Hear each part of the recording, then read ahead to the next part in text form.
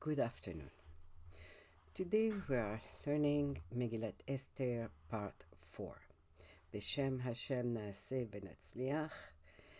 This show is dedicated to the refuah shlema of our chayalim and our hostages and all cholim of Am Yisrael.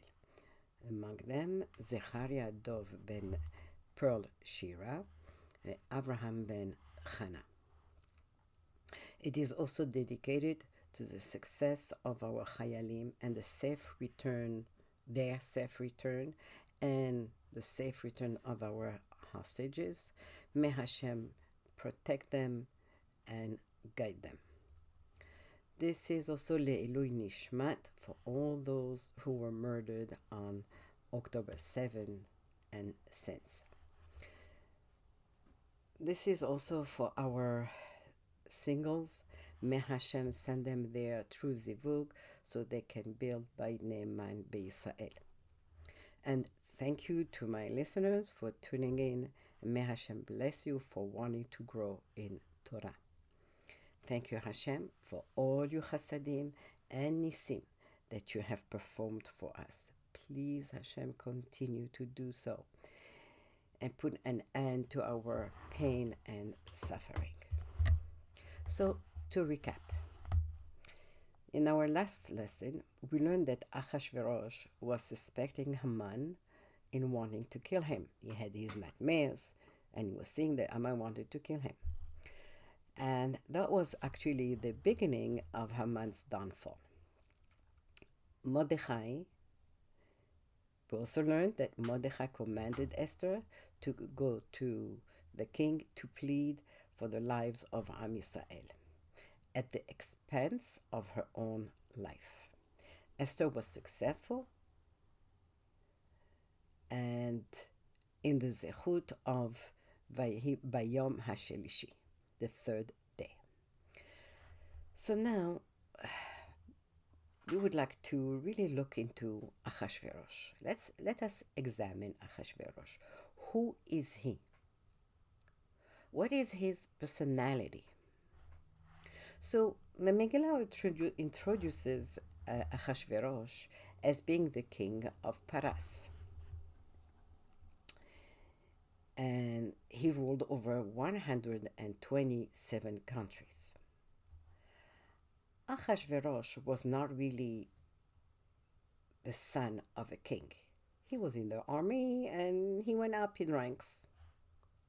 And that's how he became powerful. And by force, he conquered Bavel and he became the king. Bavel did not exist anymore as a power, as a superpower. The country was there, the people were there, but that was it. It wasn't a power anymore. Now, the power shifted, was moved to Paras.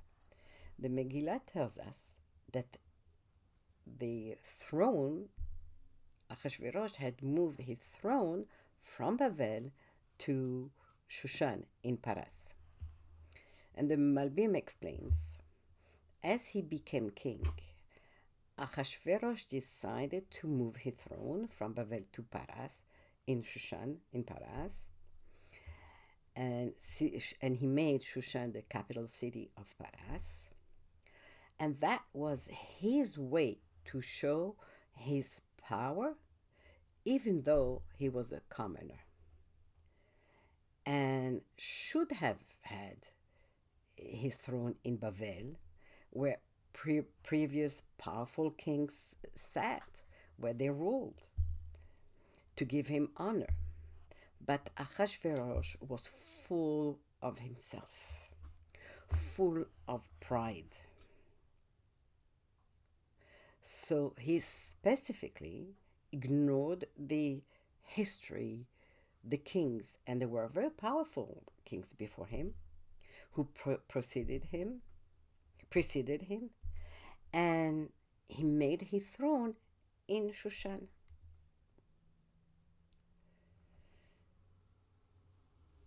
Again, it was just a show of power on his part. Now, What about this throne? So let me explain a little bit about this throne. When Nebuchadnezzar, who was then the king of Babel, who was a very powerful king, he came and destroyed the Bet HaMikdash.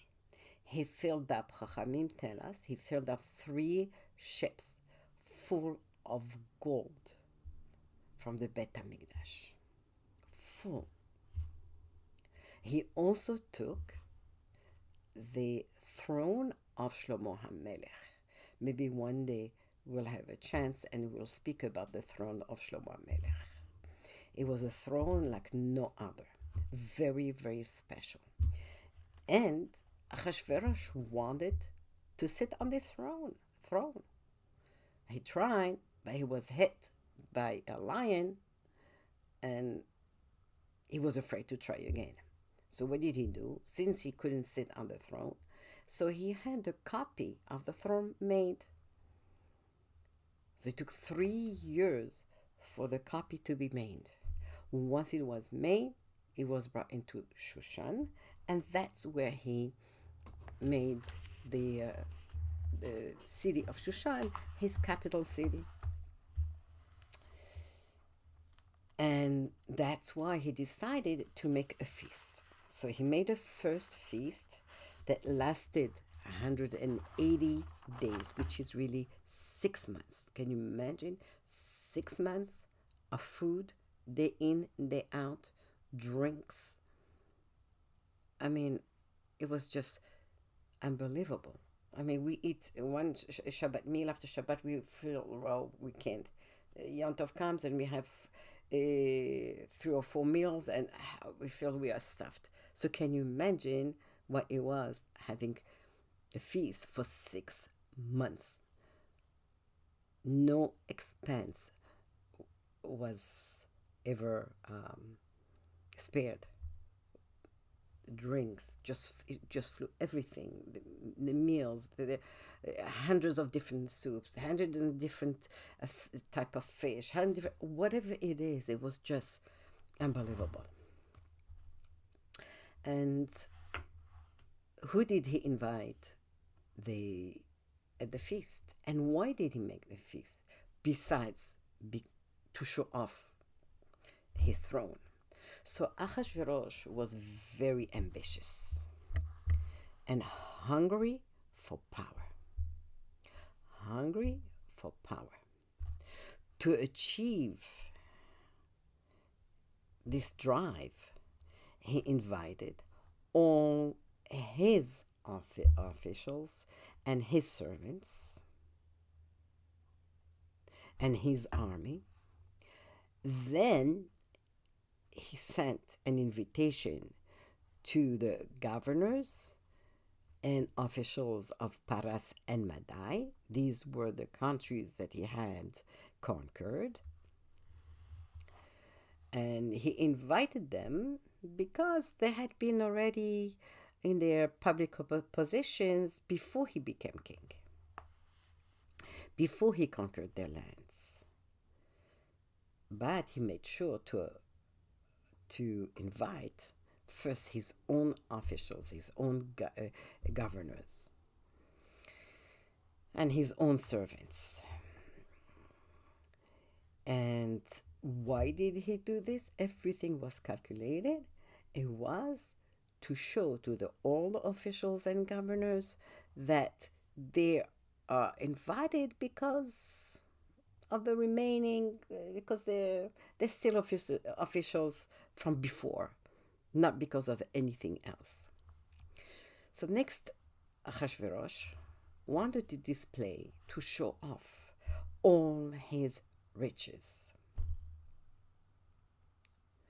Ahashverosh had found the riches that Nebuchadnezzar had taken from Yerushalayim. He had found that treasure. That's how he was so rich. Rich equals power. And now he said, I'm going to show them how rich I am, how powerful I am, right? And he wanted to show those riches in order to rule with absolute power, with full power, free from limitations and free from restrictions. Really, truly, this wealth that he had wasn't really his own. Belonged to the kingdom, belonged to the people. It wasn't his own. But who is there to stop him? He used it for himself, and he took them for himself, all those riches. After this crazy feast that lasted for 6 months, then he decided he's going to make another feast for the people of Shushan. And this feast would last for 7 days. What for? He already had made a feast. Why does he need a second feast?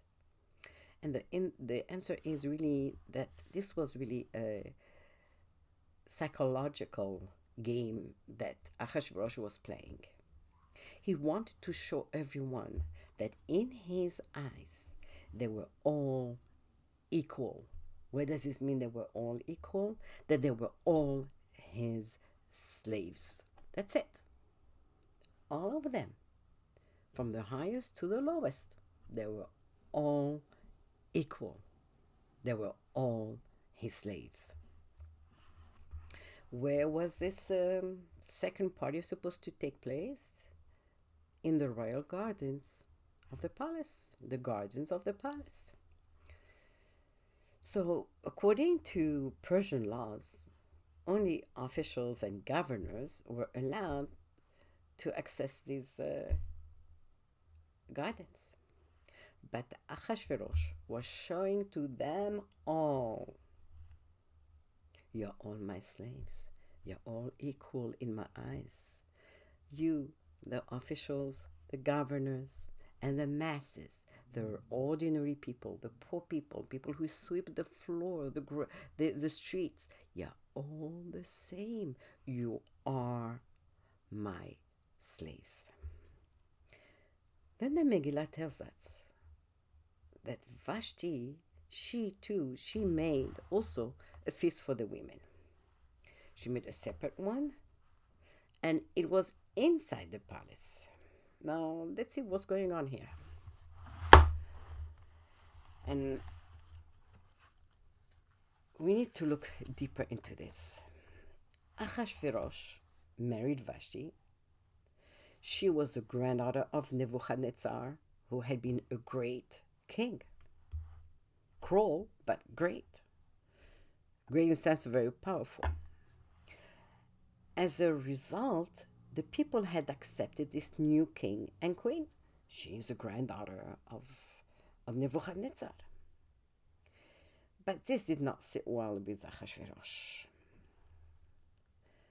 Ahashverosh, as we said, was hungry for power. He wanted to rule with unlimited power.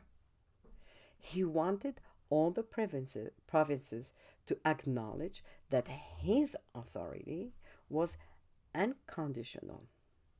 It means there was only his authority, that's it. But Vashti, by being the granddaughter of Nebuchadnezzar, she reminded everyone that he was able to claim the throne only because of her, because he married her. So Ahashverosh had plotted and planned to show to the world that he married Vashti for her beauty and only for her beauty, not because of her title to the throne. This did not sit well with Ahashverosh. It bothered him. So since Bavel and Madai did not exist anymore as powers, as superpowers, Vashti, according to Ahashverosh, Vashti now was captive. She was his prisoner. She was his captive. Therefore, he married her because of her beauty, not because of her title. It says in the Megilat, Vegam Vashti Hamaka Aseta Mishte. that Vashti, the queen, made a feast.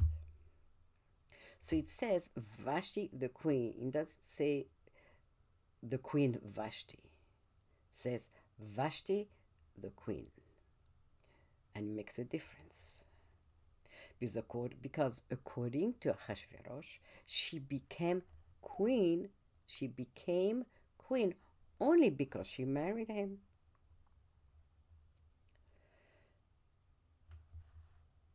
Then, now that she made a feast, who did she invite? Women. No one special. No officials. No governors. Nothing. And where did it take place? It took place in the palace of Ahashverosh. Really, it should have taken place in her wing of the palace, but it didn't. Ahashverosh said it has to be in my palace, my part of the palace. So we see here again how Ahashverosh did everything in his power to crush her and remind her and everyone that he is the king. She's not the king. She's not the queen because of her own power. She's the queen because he married her.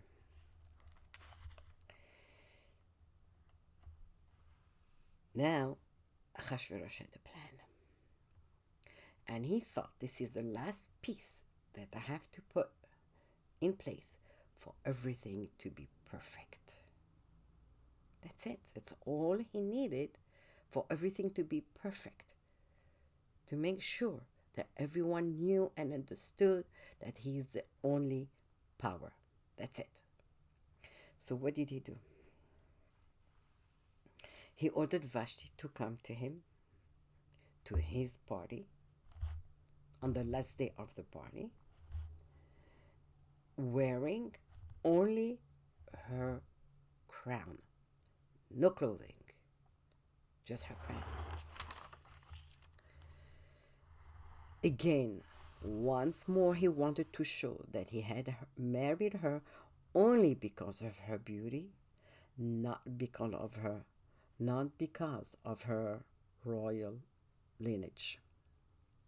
So he had a few things in place. So number one, he commanded 7 officers who were in charge of managing his household, not hers, his, to bring her. So he's the king and she's the queen. He should really have sent officers of higher rank to bring Vashti to him, right? But no, he didn't. Because again, he wanted to show that she had no right to be a queen. She was a queen because of him, and because he married her, but she was not to be a queen in her own right. That was really his power game. Number 2, Ahashverosh did not allow her to be escorted by her own officers. She had her own officers. He could have asked them to bring Vashti. But he didn't want that. This was the type of treatment that was reserved for a concubine, not for a queen. Again, to show that she's not a queen in her own right. Number 3, she was to be brought even against her will.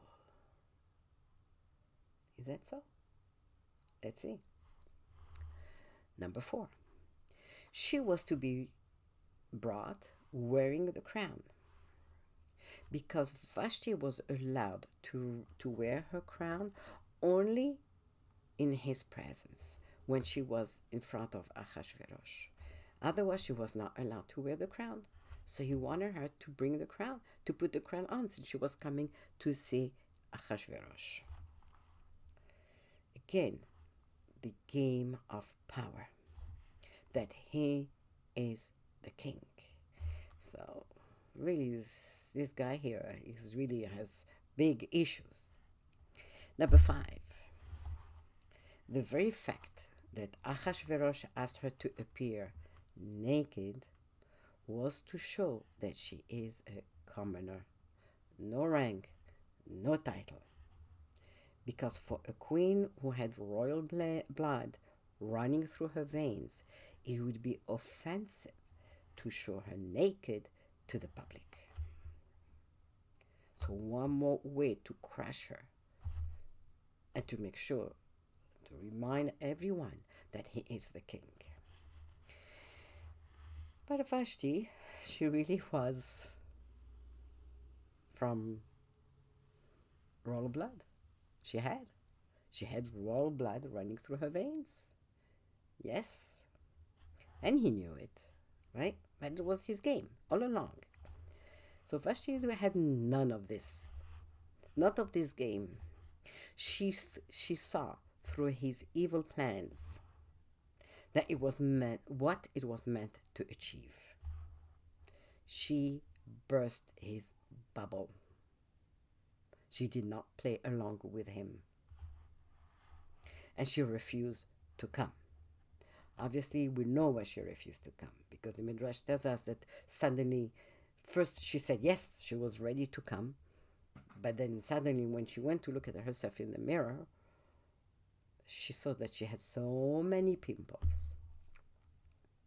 There was no way she was going to appear in public with so many pimples on her. And so she said no.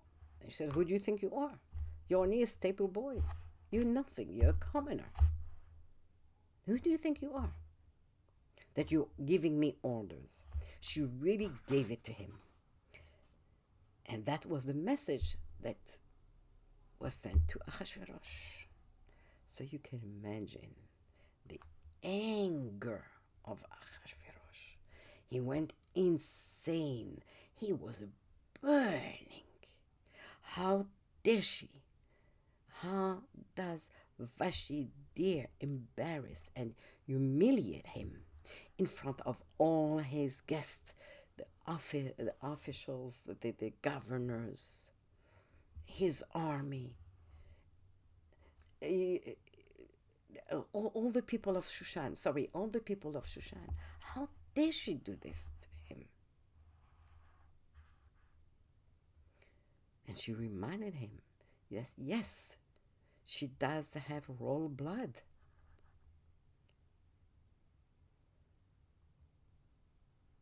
So he was reminded. At the same time, he had to be careful, because she was from royal blood. So here he was like sitting on the edge of a sword, and he was afraid. He knew he had to do something about it. He couldn't just ignore it, not in front of this huge crowd. Who knows how many thousands of people were there. He was quiet. Everyone was looking at the king. What is he going to say? What is going to happen to the queen? So what did he do?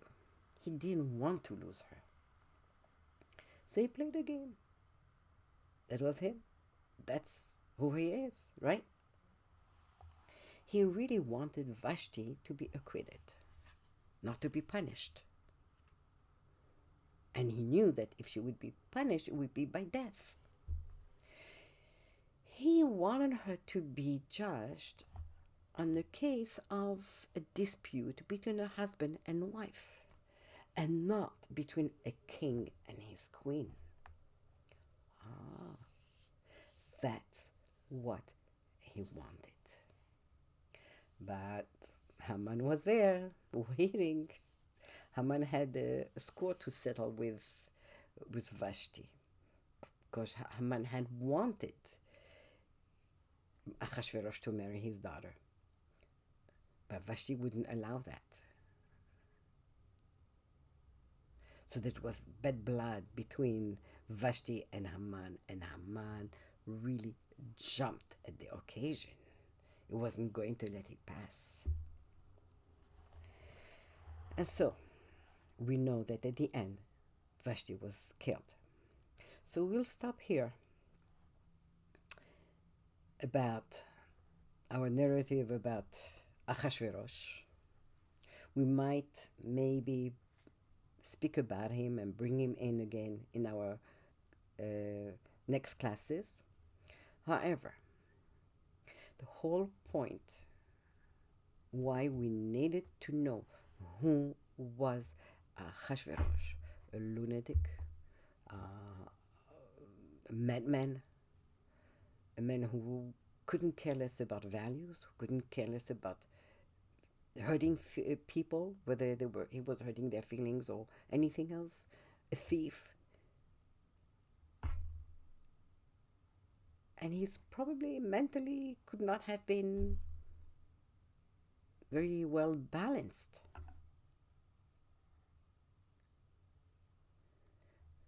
The whole thing here, scenario, was brought about for us to understand the great sacrifice that Esther made by going to him to plead for her people. Now that we know what a tyrant he was, we will appreciate even more Esther's dedication for Am Israel. She gave up her life for us. Esther gave up her life for Am Israel. Can you imagine what it meant to live with such a man? What terror? Who knows if she could even sleep at night when she would put her head down, knowing who she was married to. But she gave up her life for Am Israel. Esther HaTzadeket, Esther HaMalka. In this zechut, may Hashem protect Am Israel and bless all of us wherever we are. And may He put an end to our pain and suffering. Have a good day and Shabbat Shalom.